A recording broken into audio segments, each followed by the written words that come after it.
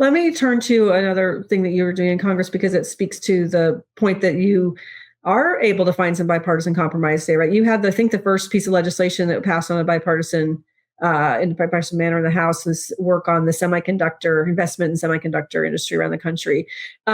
So, are things getting? Tell me about that, and then, is there more happening that's actually under the radar, under the yelling politics? It's actually continuing to happen on the bipartisan basis, or was that kind of an unusual thing?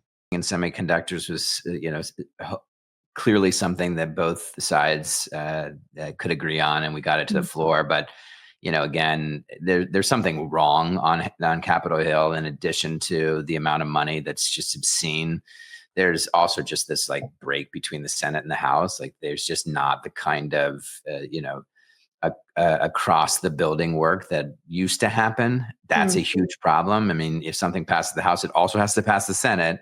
Yep. So, whatever the reforms are moving forward and the kind of leadership we get, they have to focus on the House and the Senate getting back to passing things together.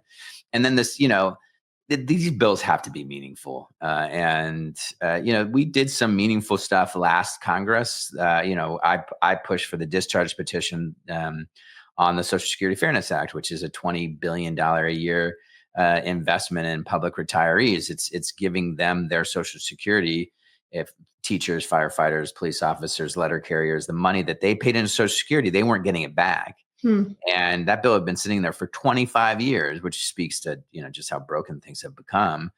And we had to force a discharge petition, meaning we voted around the speaker. And, anyways, we got it done. We got to the Senate, and it was one of the last things that Biden voted on, signed into law.